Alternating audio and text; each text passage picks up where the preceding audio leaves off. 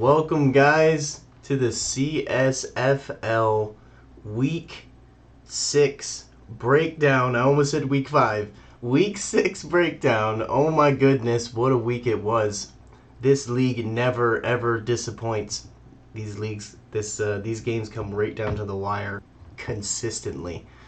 What a game. I got the Demons here joining me. Thank you so much for making the time, as always. Welcome, Johnny. I'm ready to talk some football. Let's talk some football. Canadian Simulation Football League Week 6, Season 3. Oh, it's Let's good. do it. We're getting close. Halfway mark. The trade deadline's over now.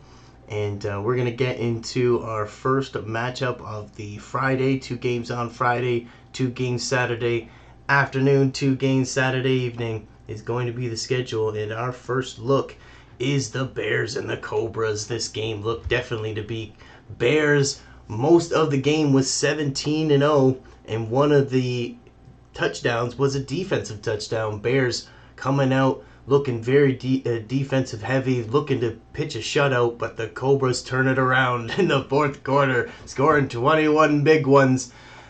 And the Bears squeak out a win right at the end. Before I hand this to the Demons, there's just one thing I wanted to say real quick.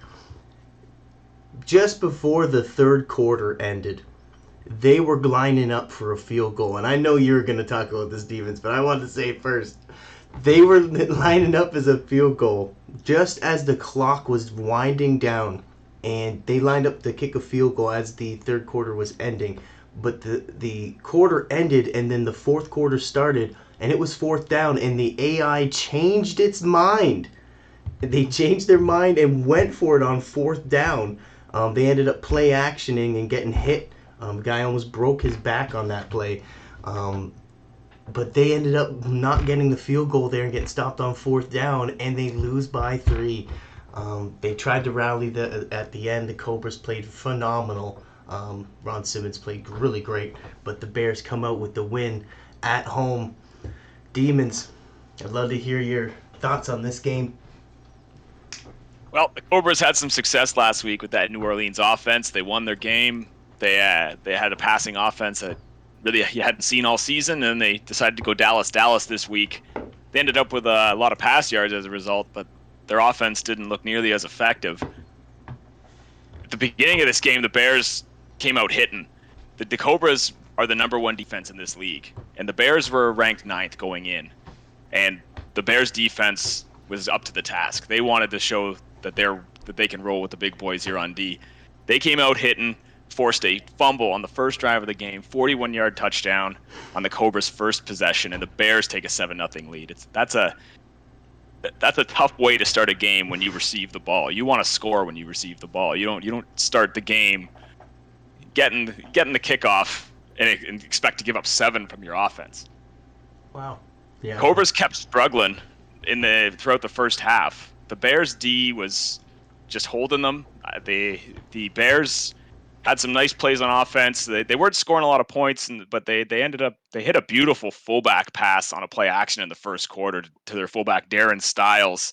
It set up a field goal. It was a nice play where the fullback snuck out from the backfield and they hit him on the seam. The Cobras finally. Their D finally broke down in the second because they actually only allowed that field goal up to that point. Strickland got free for a 68-yard touchdown, catch and run on a corner route. It was 17-0 Bears, and they didn't look back from that. That was, despite the field goal situation that you're talking about, John, that was pretty much game, the 17-0 mark. The Cobras didn't pass midfield until 20 seconds were left in the second quarter. So they went almost an entire half of football without passing midfield. The Bears, as far as I'm concerned, the Bears cruised to the win in the second half. I mean, the Cobras got some garbage time points, but it was still 17-0 with 3:22 remaining on the clock in this one. One of the things I didn't like from the Cobras this week was Charles Hackett's lack of touches. Now, maybe that was the result of the score, but they may be abandoning the run to try to get the ball in the air to catch up. But I thought Charles Hackett should have got the ball more. He's a key player on that offense from what we've seen in the earlier weeks of the year, and he just wasn't getting his touches. Some key players on the Bears defense, because if you look at this game, it was the Bears defense that locked it down. The Bears didn't have to take a lot of chances on offense because they went up early and didn't look back. Ike Hall, 6 tackles, 2 tackles for a loss, and 1 sack on the day, the middle linebacker for the Bears. Wow. Also, Thomas Vickers, cornerback, 8 tackles and 1 for a loss. Like, these guys were monsters out there for the Bears. Great defensive effort. Yeah, those Bears, man, they're absolutely right. And the Bears only had first set of 7 first downs. Sorry, and the Cobras had 13 first downs. But the Bears, even though they had no giveaways, they got that one takeaway and getting it done with only 7 first downs. That's pretty incredible. Let's go take a look at the Discord rankings here for these Cobras first. Take a look at the Cobras, then we'll take a look at the Bears. The Cobras finished with the last for points per game with 23.1. 8th ranked offense, but that 4th rushing offense that did not show too much last week. But again, hold the number 1 defensive spot with another close defensive game, only allowing 24 points. Man, these Cobras look really strong on defense again. That number 1 passing defense is no joke. So 6 games and they've only allowed 1,000 passing yards. What do you think about this matchup here, Demons? Well, it's a testament to how good the Cobras defense is when you lose a game where you were not in control of it at all, and you still are the top-ranked defense in the league after 6 weeks. They're averaging just over 300 yards a game. That's phenomenal.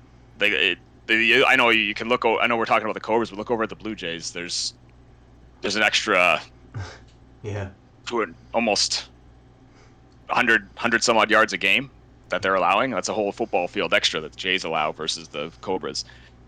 Look at that rush offense though, 4th, right? 4th in the league after Charles Hackett only runs for under 40 on the day. Wow. They need to get him the ball more. Like that's their formula for winning, as far as I'm concerned. Is a nice conservative offense with that number 1 defense.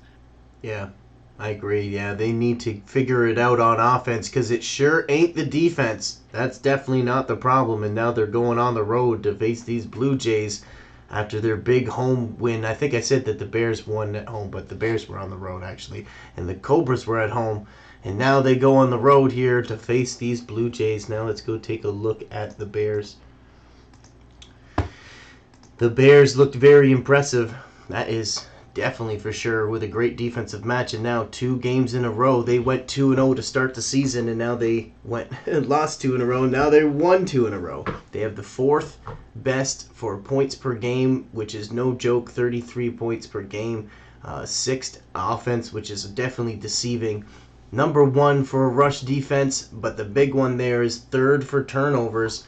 How do you like the Bears? And look at this matchup against the Piranhas. Whoa. Well, their defense was flying around the field on Friday night. 11th pass defense aside, it was their pass defense. It was their backfield that forced the fumble and got that touchdown on the first drive of the game for the Cobras. So this is a well-rounded team. 4-2. Their 2 losses are both in overtime. This game against the Piranhas, we're back to that. Is this finally the week that the Piranhas lose a game? Because the Bears are a top team in this league, and they could be the team to do it. Oh, you're right, man. This has just got playoff scenario written all over it. And actually, last season in season 2, the first round was the 1st seed versus the 8th seed. It was the Piranhas versus the Bears. So this is the last time these guys played. The Piranhas beat them in the playoff game in the first round. So excited to see these Bears go against these Piranhas. Do they got what it takes? I don't know if they got the juice on defense. I know they got the offense. I'll give it to them. They can get it done on offense, but can they hold down the Piranhas? If they played anything like they did last week, they definitely can. Turnovers are going to tell the story of that game. If the Bears can win the turnover differential, they can pull it off. Well, that's a big statement. I believe you. All right, that's perfect. We did it under. That's 9 minutes and 30 seconds. We'll just keep it rolling. That's a new perfect. record. That's a perfect record. Okay, so let's go to the matchup here. And the second game is the Gators versus the Demons. These Demons, man, looking so consistent. Eric Watson, he is just so impressive. Really excited about the Demons. I think a lot of the league, I know it was against the Gators, but the Gators had that momentum last week from beating the Wildcats, and man, I'm just so impressed with these with these Demons and how well they did, and they had a really big running back game. That's for sure. Lamar Lester had 3 touchdowns and 143 yards, whatever it was. Oh my goodness. What a game for the Demons. They tried to shut down the passing game, and then the running game stood up. Um, yeah, Demons. I'd love to hear your breakdown on this one. Well, the Demons have played 3 games at home, and in every game, their defense has been stifling. This was just another along that trend. The Gators had a hard time moving the ball against the Demons. The Demons were in Dorsey's face all game. Matt Davis found some room to run throughout the game, but it wasn't enough for the Gators. The Demons on offense, they've been passing a lot this season and switched it up to the run game. Lamar Lester definitely got his carries this time around. Like you said, 143 yards, 3 touchdowns, and then he snuck out on a wheel route and got an 80-yard touchdown receiving. He had 4 touchdowns on the day. Wow. He was basically the Demons' offense. They didn't lean on Eric Watson as much. Shane Antwine only had 1 catch. It was definitely more about Lamar Lester for the Demons on offense, and it worked out. They put up 35 points. For the Gators, they continued to struggle offensively. They've had their issues this year, and Dorsey just couldn't get into a rhythm, I found, on this one. The Demons seemed to be in control for most of the game. They were 77% on third down, where the Gators were 0%, 0 for 6. And that's a very telling stat, I find.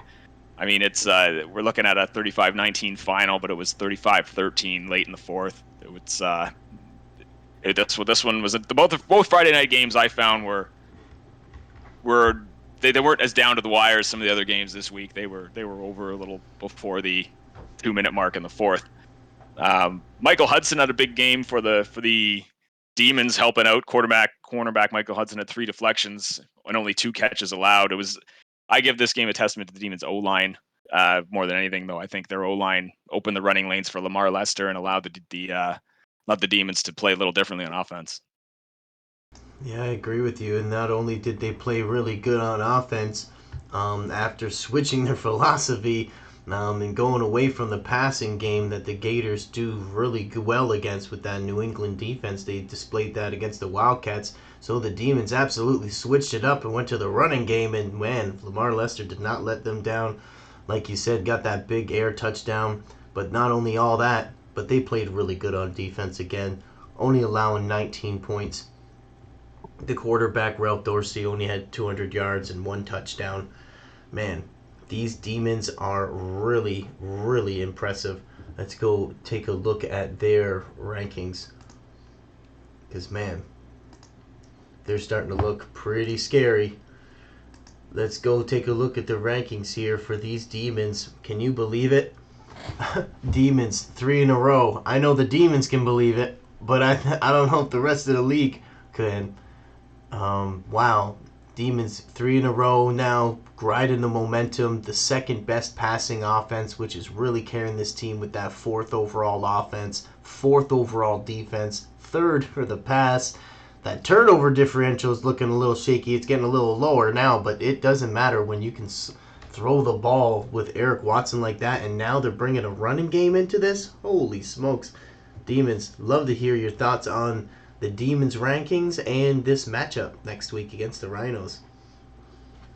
Well, you said it about the pass offense, and we're a yard out of first place a week after we didn't really lean on the pass that much. So we've talked about that previously, and there's nothing new to say on that one. The offense for the Demons is the engine of the team. At home, that defense is great. That defense earns that 4th overall rank at home. On the road, that's the question for those Demons: is can we keep it up on the road? that turnover differential is on the defense more than the offense. The offense has had a few games where there's been no giveaways. That turnover differential, the defense just doesn't capitalize on opportunities. Yeah, well, there you go. Yeah, well, that fourth overall defense is no joke. That is for sure. That third pass defense and eighth against the rush, they're looking really strong, these demons, offensively and defensively. And now they're going against these Rhinos next week on the road, like you're saying. But they have won 3 in a row, where these Rhinos have lost 2 in a row. But they know how to score.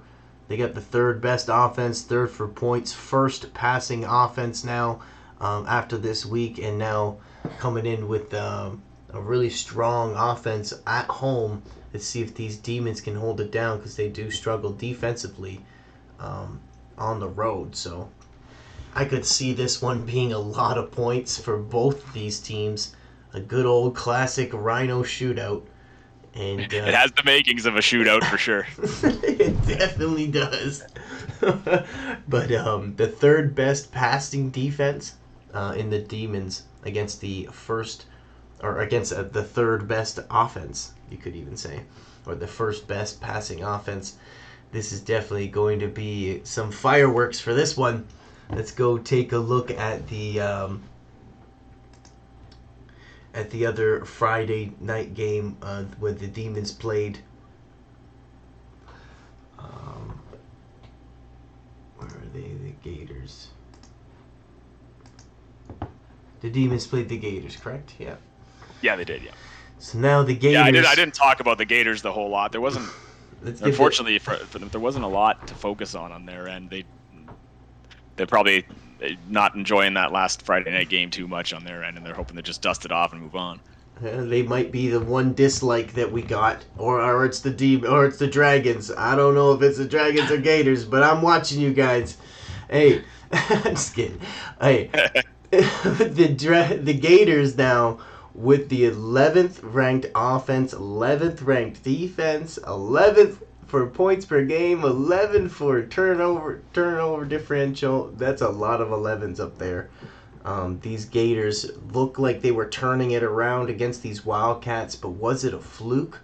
Did the Wildcats just have a bad game, or were these Gators for real? They could have ride the momentum a little bit, but that 2-4 is huge for them, because there's 3 teams that are 1-5 right now. So this is a big game against these Werewolves here now at home. But the big one here, in my opinion, is these Werewolves defense.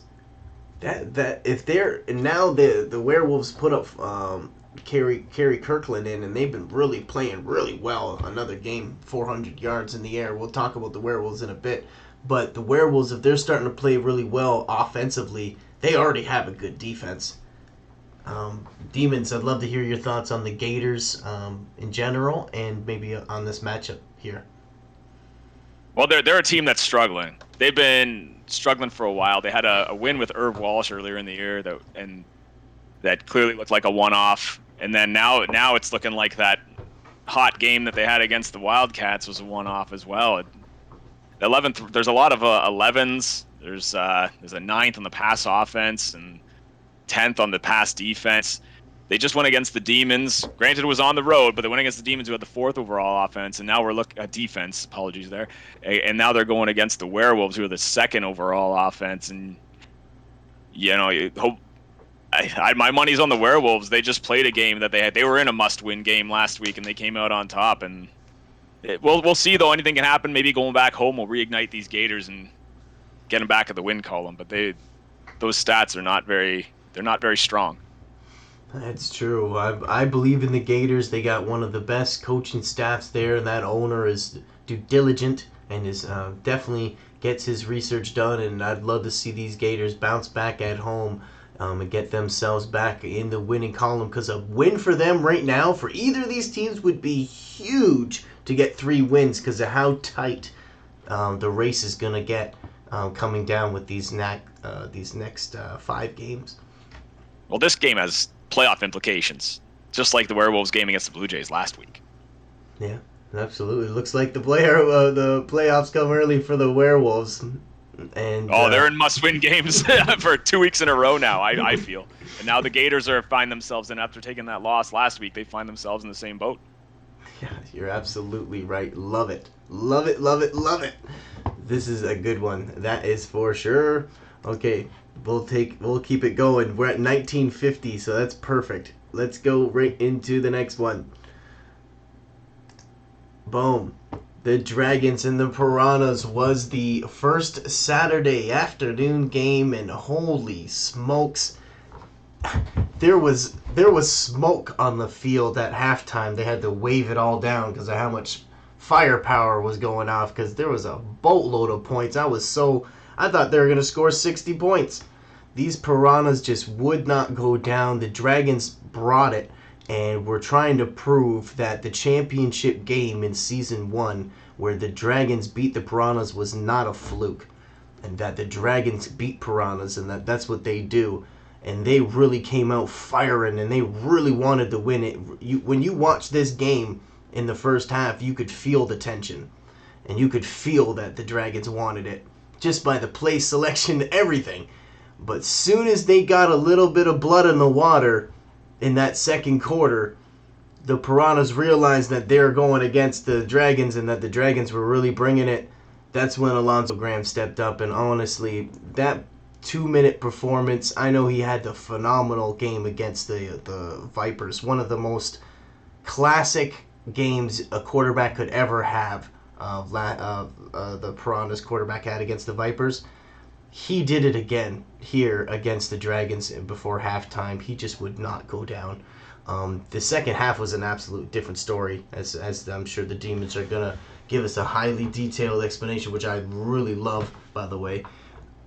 But these Dragons, man, I don't know what happened in the second half, but I was so impressed, and I was so rooting for the Dragons, nothing against the Piranhas, but when they're 5-0, you kind of want to see them go down. And these Dragons, man, really brought the heat. Demons, love to hear what your thoughts on this game are, because wow, what a game it was. Well, you asked what happened in the second half, and I think the Piranhas, like good teams do, took control. They took control of the time of possession. They slowed the game down. They had the lead going into the second half, and they played with it. They ended up coming out on top because of it. That's one of the stories of the game, is the Dragons just didn't even have the ball a whole lot in the second half. But let's start with the first half, because that was wild. We are coming off 2 Friday night games where we're seeing a lot of defense between the Cobras, Bears, Demons. Even the Gators had some nice plays in there.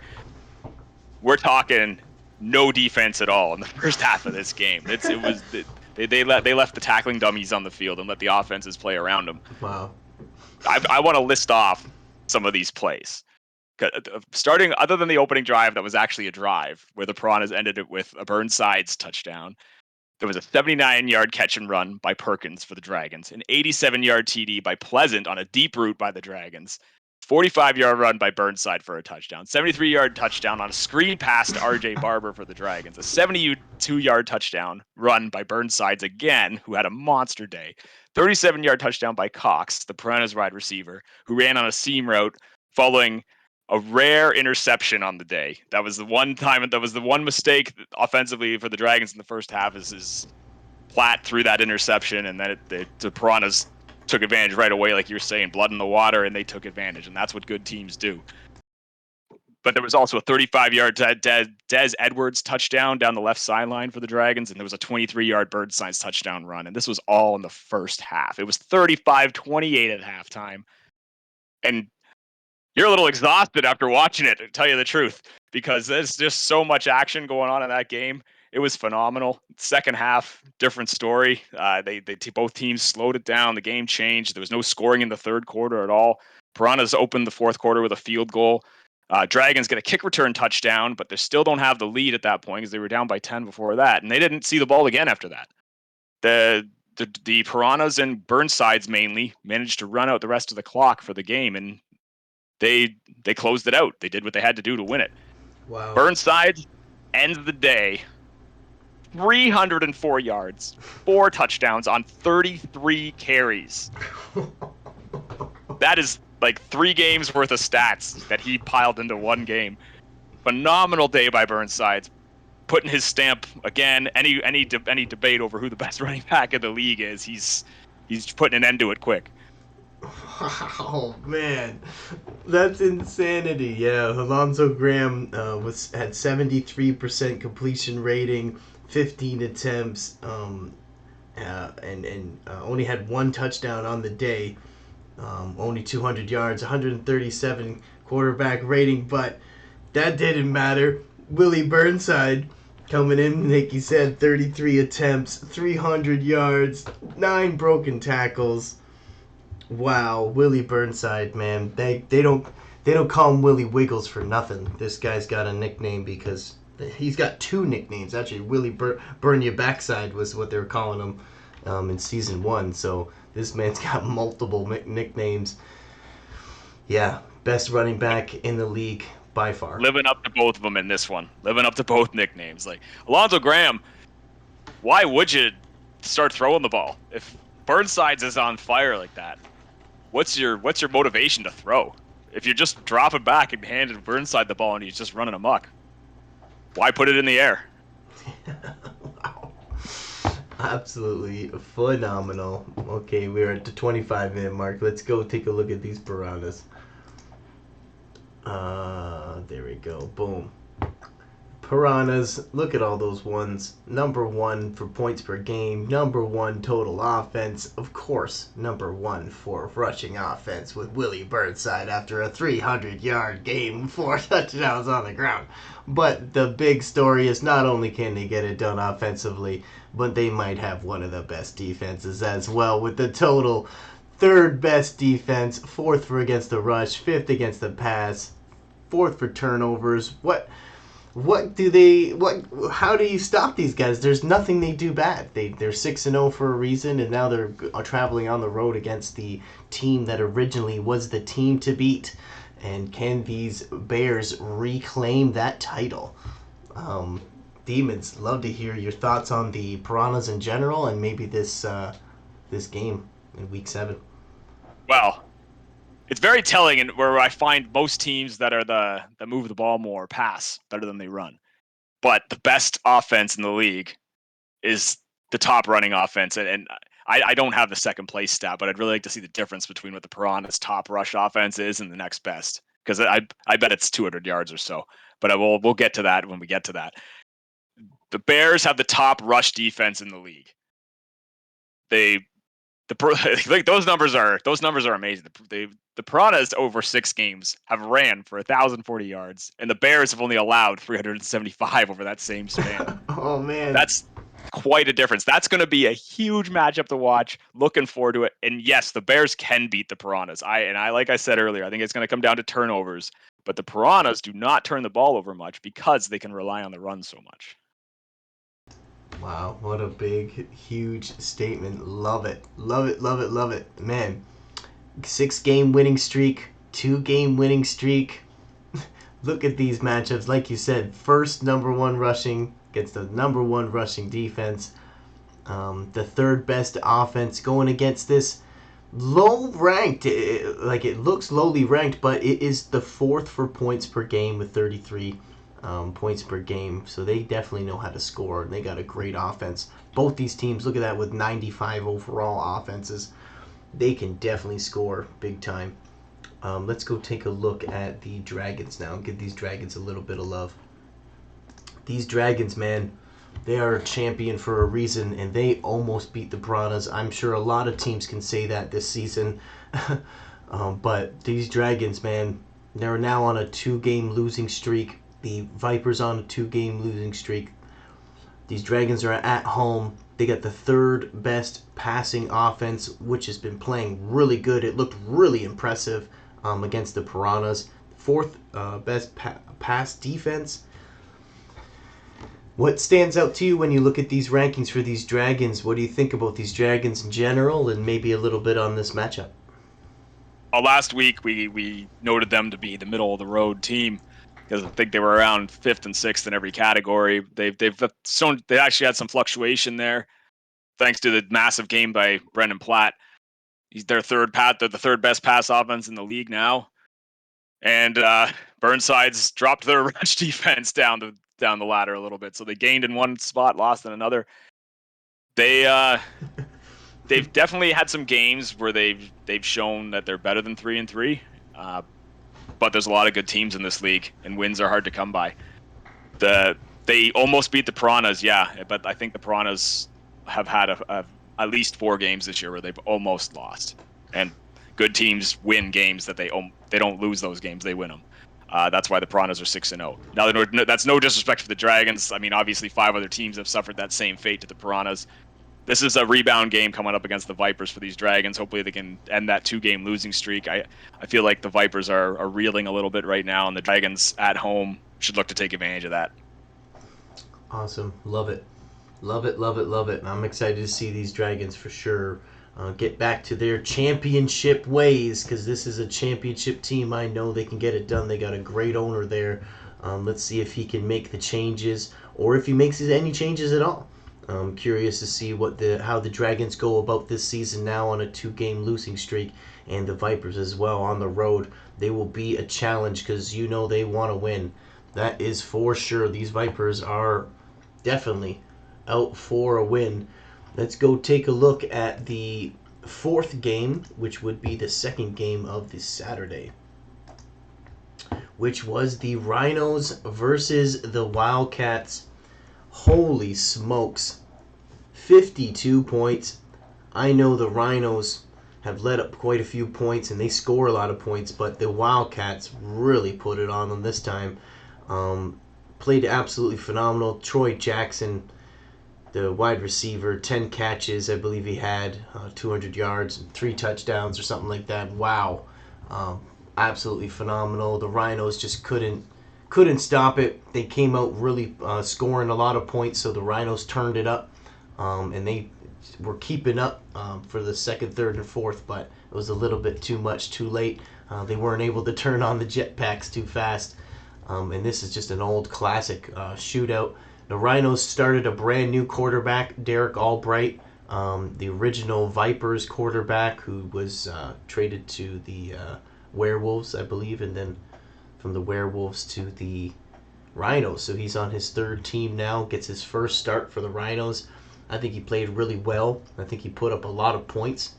He threw 5 touchdowns, if I'm not mistaken, and played really, really well.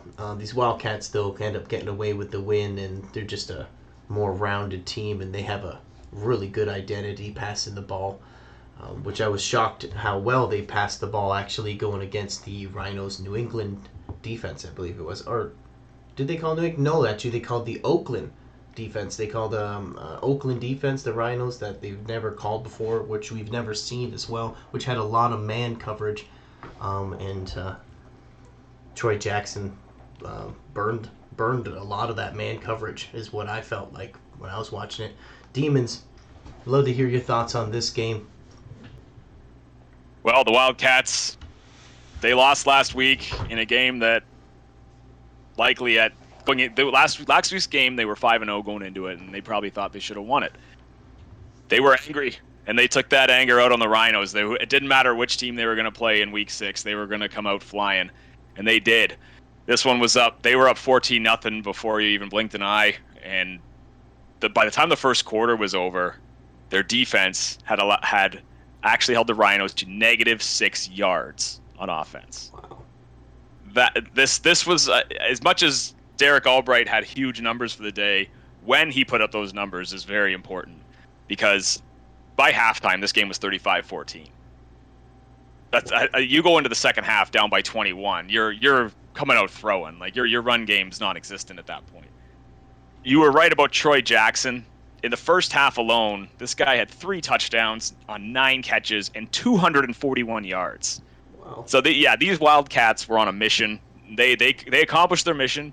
Yeah, the Rhinos put up 38 points, which is probably enough to win on most days, but they were going into gunslinger mode in the second half, and the Wildcats, they had such a buffer built up that a lot of those scores were very much too little too late. And the big difference I found in the second half, even though the Rhinos were staging that furious comeback, Trevor Simpson was still getting the ball for the Wildcats. And meanwhile, on the Rhinos side, they'd completely abandoned the run. Rightfully so. Don't but Trevor Simpson was able to kill the clock, make sure that it was low risk plays run by the Wildcats, and still breaking through and making big plays. He had an embarrassing stiff arm, and then to start the fourth quarter on the strong safety Dion Murphy on a 67-yard touchdown run. It was a great play by Trevor Simpson, juking tackles, and then gets to the second level and just makes Dion Murphy look silly on his way to the end zone. But yeah, Derek Albright, like you said, 449 yards in the day, 5 touchdowns, but his one interception that he threw was very costly because it was very early in the game and it was the timing of it was terrible. It was deep in his own end. You can't do that against the Wildcats and hope to win. They dug themselves too big of a hole too early. I will say Glenn Anderson, the middle linebacker for the Wildcats, he's a big part of the reason why those Wildcats dominated the first quarter so much. 7 tackles, 2 sacks, and he was the one who got the interception. Rookie middle linebacker, great game. Wow, Glenn Anderson is their first overall draft pick from the Wildcats in this draft that just passed in Season 3 draft, and he's coming through big here against the Rhinos. You're absolutely right. Like you said, with the rushing yards, I'll give you one. Wildcats, 180 rushing yards to the Rhinos, 66 rushing yards. Dion Murphy is one of the best tacklers on the Rhinos. I believe he has 88 tackling, and Trevor Simpson, the rookie, has one of the highest break tackling in the league. Coming out of the draft, he was actually drafted by the Wildcats at the free agency. But these Rhinos, man, they're really good on offense, and they can get it done offensively. They just really need to figure out what they're doing on defense. Let's go take a look at the rankings here for the Rhinos. We'll get right into the Rhinos right away. Boom. Rhinos here. They've got a big game coming up now on a 2-game losing streak. They got the 3rd best offense, 3rd for points per game, 1st for passing offense. That looks amazing. If you don't look at the bottom half and don't look at the record, that they look great offensively. It's like, wow, what a great team. And then you look at that defense, 8th total defense. It does not show how many points they let up, but I bet you it's pretty high. They allow a lot of points, but they score a lot of points. It's that kind of a team. Now at home, in week 7, they're hosting against these high-flying Demons that know how to score. This has got shootout written all over it. Demons, I'd love to hear your thoughts on the Rhinos specifically in their rankings and maybe a little bit on this matchup. Well, yeah, that offense and that points per game in a vacuum looks great. You'd look at that and think this is a team that's at least at 500, if not higher. But that's not the way the games have gone down for them. And those defensive numbers, they don't even look too bad. Like 8th overall isn't great. It's obviously in the bottom half of the league, but you'd think that they'd be better than 1 and 5 looking at those numbers. It's just when these yards happen and when those points happen is important, and that's the part of that's the story that these numbers aren't telling. And if you go back to that Wildcats game, it'll tell the story. There's a lot of points being scored at times when it either doesn't matter or they're letting a lot of points in early and digging themselves a hole. They're not going to win a lot of games in this league the way that the Rhinos started the first quarter in this game, despite the fact that they made more than made up for it later on. I agree. This one be a shootout. We'll have to see. I mean, the Demons that Demons defense on the road is vulnerable, and that Rhinos offense loves to stretch the field. Yeah, absolutely. This is gonna be a good one. I'm definitely excited about this one. That's for sure. Okay, let's go take a look at the Wildcats now. Wildcats now. Look at this matchup. This is really exciting. I know the Piranhas, no matter who they play every week's exciting, but they're going against the Bears. That's probably one of the big matchups of the week. But this one might be the next one. 5-1 versus a 4-2. These Wildcats now going against a really good team in these Scorpions. Been playing really well on a 2-game winning streak. Travel on the road. I believe the Scorpions are 3-0 as well. But hold on, we're talking about the Wildcats.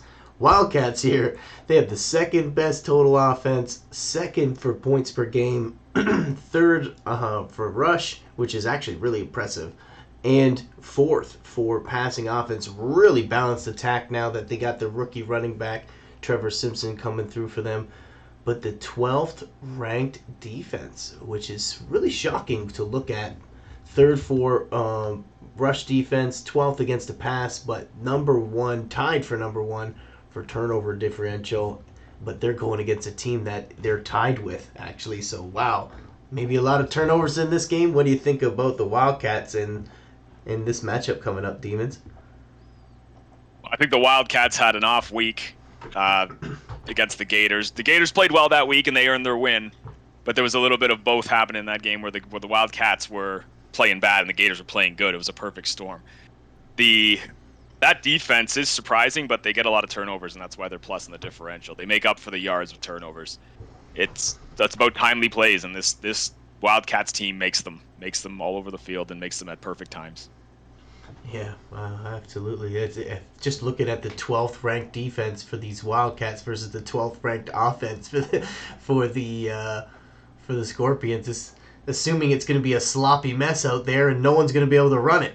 They have the third best running defense versus the second best rushing offense. Who's going to break there is the real question. The 12th versus the 12th and the second versus the third.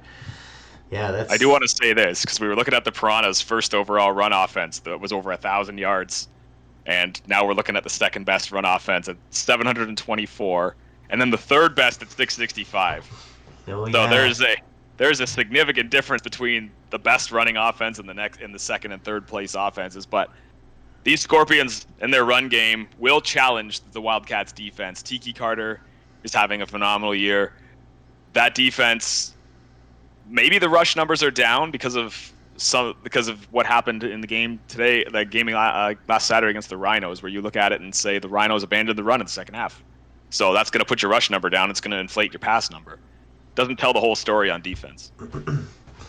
Well, that's true. I agree. There's going to be two really good defenses that can turn the ball over. That's for sure. One lets up a lot of yards and one doesn't. But the difference really is these two offenses couldn't be more different. With the second best offense in the Wildcats and the last place 12th ranked total offense for the Scorpions.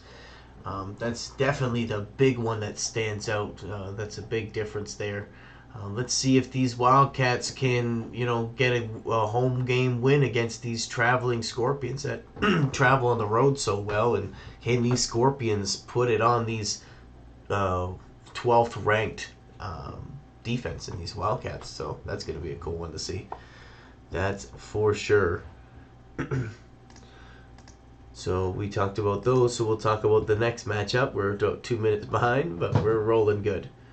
Let's go into the fifth matchup, which was the evening game, the first evening game, which was the Blue Jays versus the Werewolves. I talked to the Blue Jays, and I know he's listening to this. He said, "Why did you make a league that you just made a league to break people's heart?" That's what he told me. And I was like, no, I did not make a league to break people's hearts. But he was so devastated by this game. He thought he had this game in the bag. But these Werewolves coming back right at the end. Kerry Kirkland. There's my round of applause for Kerry Kirkland. What a phenomenal quarterback. What a difference. You can just tell. He puts it up and lets his guys go under it. Another big, huge game for him. 400 yards again. Second time he did that this season. I don't know how many quarterbacks can say that. But I don't even think Alonzo Graham has had two 400-yard games. I know he doesn't need to. But anyways, Werewolves looking really impressive. Blue Jays get 2 defensive touchdowns and still lose. Oh, man. Feel so bad for these Blue Jays. They did everything right. They've been playing really well. They just lost it right at the end. Walk-off touchdown for these Werewolves. And these Werewolves, he was so excited. He messaged me. I remember talking to him about this game, and he was so excited about Kerry Kirkland and his offense. So big kudos for these guys. Demons, love to hear your thoughts on this game. Well, I love a good storyline, Johnny. And this one was two teams going 1-4 into this game, and one of them was coming out at the midway point, and their season might have been over, and it likely is at staring at 1-5. So these teams were desperate, and they came out playing like it. There was plays all over the field on offense, on defense, special teams. It was fantastic. It was a great game from two teams that definitely played to win the game as hard as they could. There was some great plays in the first half, like Werewolves forcing a fumble on the Blue Jays running back Blaine Higgins on their opening possession led to a which Kirkland capitalizes on, opportunistic, makes that play to Atkinson, who, I will say this about Atkinson, the Werewolves' number one receiver, has had a good season despite the Werewolves' record. He's got some good numbers. He's made some good plays throughout the year. The game did settle down a bit. The defenses were making plays in this one, despite the final score. There was a Werewolves fumble on a punt in the first half where the Blue Jays recovered for a touchdown right at the 2-minute warning. Within the last 2 minutes, the game got chaotic. There was two Werewolves touchdowns, a Blue Jays touchdown, and a Blue Jays field goal. We were tied at 24 at halftime, and the excitement was all over the place on this one. Third quarter, Werewolves were driving, and Kerry Kirkland throws an ill-advised pass right into the middle of the field. Ends up being returned 73 yards for a touchdown by the middle linebacker for the Blue Jays, Fred Smith. 73-yard touchdown on over the middle. You'd think someone on the offense could have got to him. They didn't. He took it back to the house. But that's Kerry Kirkland, for as well as he played and as many great throws he made some errors in this one. Werewolves got a TD right back in response. There was a fair bit more scoring. We get to the 2-minute drill. Kirkland throws into traffic again with the Werewolves down, and he throws another interception in Blue Jays territory over the middle again. He throws it into traffic, another ill-advised throw, but he made up for it. The Blue Jays failed to put it away after they had the lead. They failed to put it away with after getting the ball in that interception. It looked like the game would have been over if they could have just ran the clock out. They end up punting, and Kirkland comes up big when it counts. A 49-yard touchdown to who else but Atkinson on the last play of the game. And I got to tell you, John, because this happened to the Blue Jays last week. Late in the game, this time it was the last play in their game last week. There was only like 6 seconds left on the clock, but they just called a questionable defense. That's putting it nicely. On the last play of the game, instead of calling prevent, they called a defensive play that allowed multiple receivers to run open deep.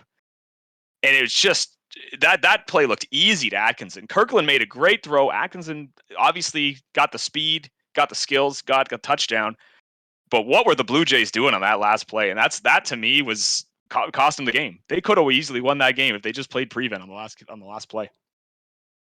Yeah. And you're right about the heartbreak. That's a heartbreaking play. As an owner watching that game, I believe the Blue Jays' hearts are broken. But I will say this about the heartbreak comment too before I let you move on.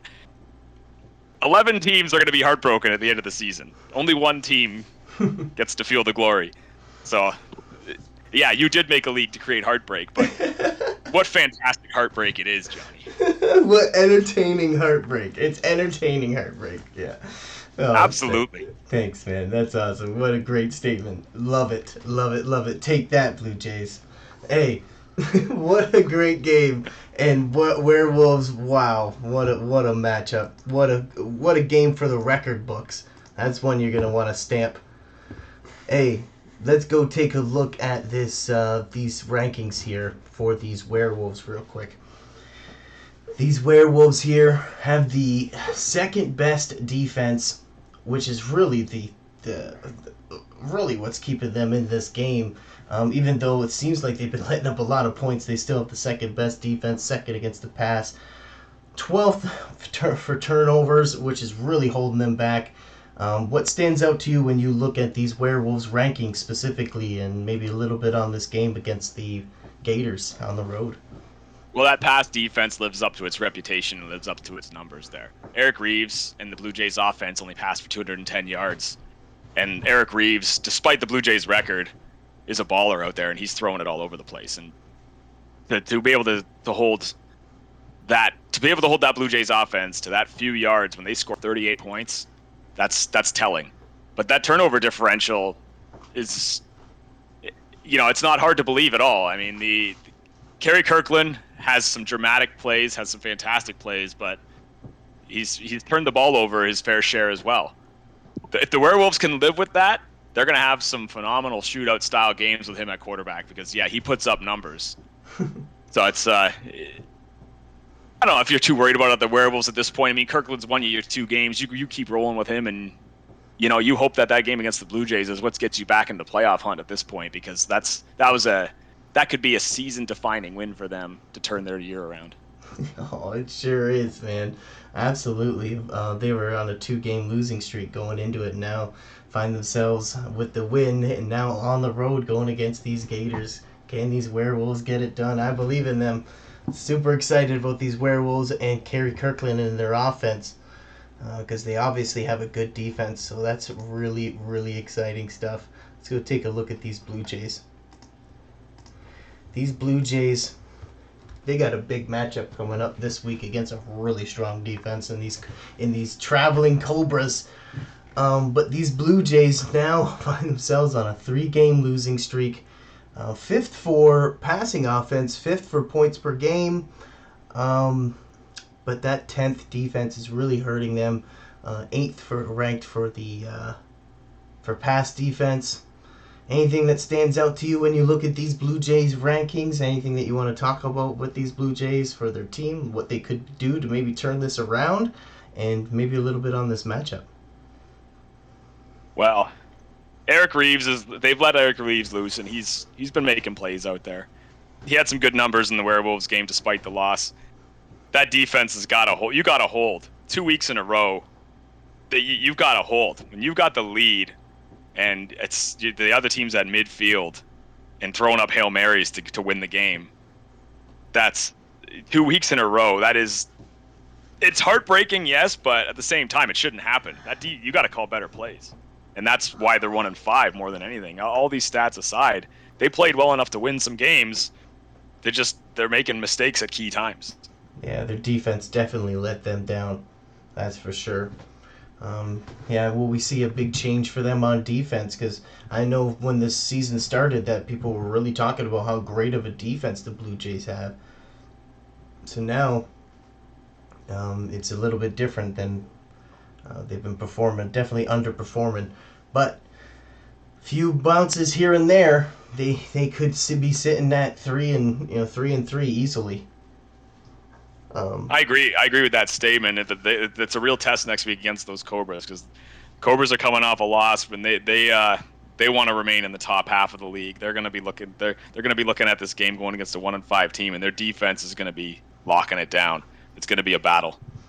I could see the Blue Jays struggling on offense, and I could see the Cobras doing well with that 4th-ranked rushing offense.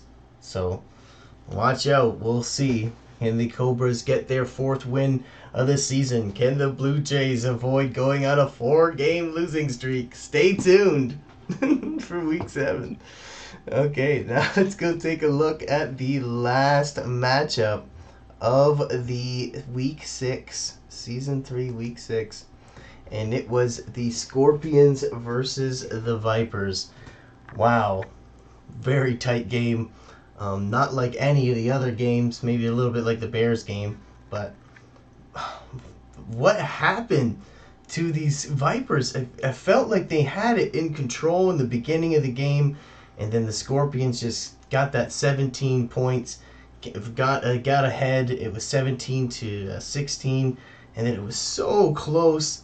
Man, these Scorpions come out with another win. Huge win for them. Vipers just trying their absolute heart outs and just can't get over the road win and the big upset win. They played really well defensively, though, and held these Scorpions in check for pretty much the whole game. I'd love to hear your thoughts on this game, Demons. What happened in this game? Well, what happened in my mind? What happened is the Scorpions played exactly the type of game they want to play. They slow it down. They make it a grind, and they know that they'll come out on top in that type of game. The Vipers got 2 field goals in the first quarter, and right away, you're not scoring touchdowns on the Scorpions. That defense, they're not going to allow you to score that often. And if you're only putting in field goals, that's right away you're putting yourself behind the 8 ball. I will say this is probably a quarterback we don't talk about very much. But Seymour, the quarterback for the Scorpions, the stat line came up in the first quarter that on the season, no interceptions and 10 touchdowns. Wow. And that just speaks volumes to the way the Scorpions play football. With Tiki, they use Tiki Carter. Seymour makes some very nice throws, don't get me wrong, but Tiki Carter is the engine, and they don't turn the ball over much. They have rare turnovers on offense. Their defense plays strong. They don't allow a lot of points. I will say on this one though, the Scorpions were the Vipers were giving the Scorpions some trouble in the first half. The Vipers D was not biting on a play action that the Scorpions, they kept trying play action over and over, and the Vipers were getting lots of pressure on Seymour and getting in his face, forcing incompletions, getting sacks, until Seymour hit Jackie Wilson over the middle for a 40-yard touchdown. And then right before half, he hits Wilson again. And before you know it, the Vipers lead was evaporated. It was 17-16 Scorpions at halftime. And right away, the Vipers, you got to be kicking yourself going into halftime at that point, because they played a night. They were playing with the Scorpions. They were playing their style, grinding it out, but the Scorpions came out on top. Really, I think there wasn't a whole lot that happened in the second half either. You had a 22-yard field goal by the Vipers in the third with that was the opening score of the second half. It was a 22-yard field goal by the Vipers with 3:47 left in the game. But then the Scorpions drove. That was to get that made the score 19-17. That was the last time the Vipers would score. And right on the next drive, the Scorpions drive it down for a touchdown, including a nice 17-yard corner to my favorite tight end, Bob Klein. Love that name. Capped off with a Tiki Carter touchdown run, of course, because Tiki Carter and the Scorpions, he's gonna cap the drive off. There wasn't a lot left. There wasn't a lot of Tiki Carter in this game, but he showed up when it mattered. Scorpions D picked off Barnett at the goal line on the next drive, which, the Vipers, they had a chance to get that touchdown back, and they turned it off. They turned it over. Now, on the next drive for the Scorpions, I will say this because I'm talking about turnovers in the Scorpions. Tiki Carter fumbles on the next drive, Yes. and it looks like the Scorpions are going to get right back. But the call was overturned. Scorpions retain possession. Game over. Now, again, the call was overturned, so he didn't actually fumble. So you can't look at it like that. But that just speaks to the Scorpions. They don't turn the ball over. They play. They know their system. They know, and they play it well. They are a tough team to play against. It seems like they're not going to allow a lot of points to go against them. They're 4-2 with the 8th most points per game, so clearly they're a defensive-oriented team. I love the way they play football. They grind you down, and they will will their way to victory. I will say Quincy Barnett, 84.6 rating on the game. Anquan Seymour, 123.4. And Phil Clemens was a non-factor for the Vipers. That to me is again just the story of the game. Seymour, the Scorpions win. They only win by 4, but it doesn't matter. They won. Seymour's rating is significantly higher than Barnett's, and the Vipers quarterback and their running back both struggled. You're absolutely right. I love it. Honestly, I'm gonna go out and say it. The Scorpions are everything we thought the Vipers were. A running first team that is very conservative passing, very effective passing, and has a great defense. But it seems to be the Scorpions this season have taken on that identity. Let's go take a look at these Scorpions here. They got a big matchup, a big testament going against these Wildcats this week, that's for sure. They are now on a 2-game winning streak, find themselves 4-2, but that 12th ranked offense is just stands out. It's hard not to look at that, but like you said, he's has not thrown an interception, that quarterback, and doesn't need to throw it when you're running it that well. First for turnovers, Scorpions looking like one of the hottest teams right now in the league. what do you think about these rankings for these Scorpions? What stands out to you the most, and maybe a little bit on this matchup? I think fifth, and for the defense, I know it's all yards, it's all yardage based, but it's very much like the Wildcats. These two have their defensive stats for yards don't tell the stories of their defenses. That turnover differential is where you'll find that. Like those defenses are that Scorpions defense. I would debate that it is only second to the Cobras. It is a Wow. very difficult defense to get through, and they play off of it on offense. So their offense doesn't have a lot of yards. So what? They have 4 wins. Tiki Carter makes plays. Seymour makes plays. They don't turn the ball over. I'm pretty sure Carter only has 1 fumble on the year, but don't quote me on that. I'll have to look back and check. But that's their style, and they play it well. Yeah, wow. It's so true. Yeah, these Scorpions look really well, and I think that they could establish a really good running game against these Wildcats and take the time of possession and force the Wildcats to get one-dimensional. Hopefully this stout secondary of the Scorpions can shut down these Wildcats and give them their second loss of the season. And can this defense of these Scorpions really hold up to this high-powered, gun-slinging, well-oiled machine in these Wildcats with these cat-like reflexes on offense?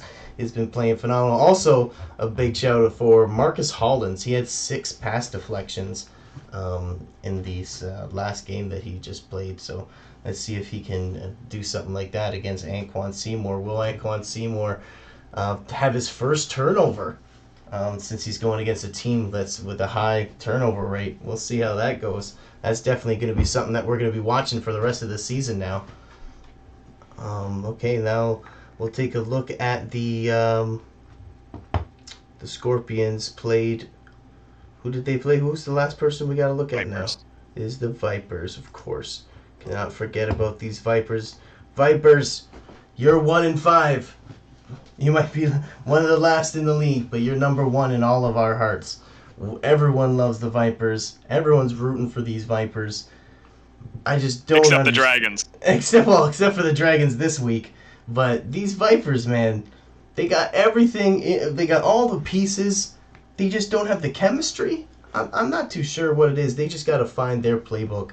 They're now on a 2-game losing streak, 9th for points per game, 10th total offense, 2nd for rush defense, but these are all bottom half numbers for sure. What stands out to you when you look at these rankings for the Vipers, and what can these Vipers do to maybe get a win against these Dragons on the road?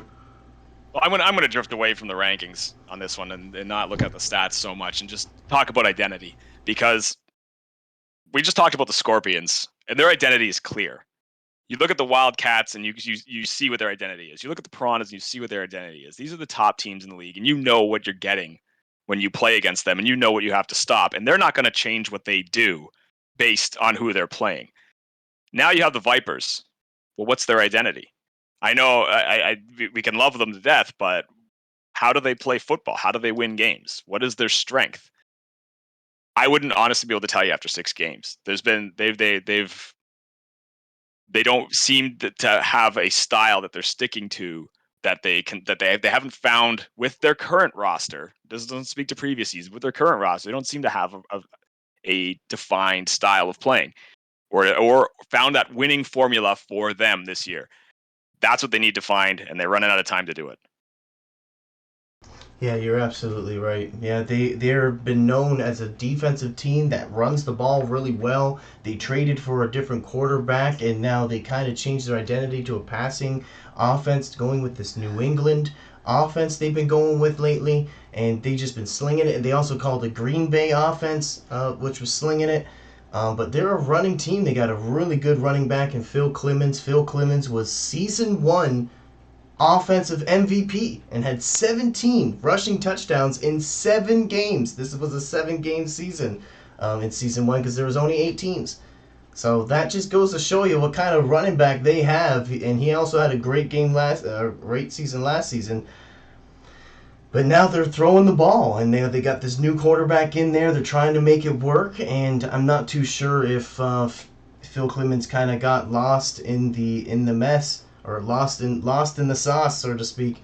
Um, Vipers now on the road going against these Dragons who are on a 2-game losing streak. The Vipers got what it takes to beat these Dragons. I know they do. But will they? And can they get it together and get the pieces all working together? Because it's not looking good for these Vipers right now. That's for sure. I think getting the ball to Phil Clemens a little more would help him out. But that's up to the owner to decide what he wants to do with his game planning. Yeah, absolutely help the defense because it helped with the time of possession as well.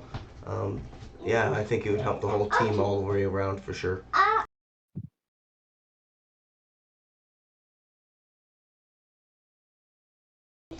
Okay, well, that's the last matchup for the last game, I believe.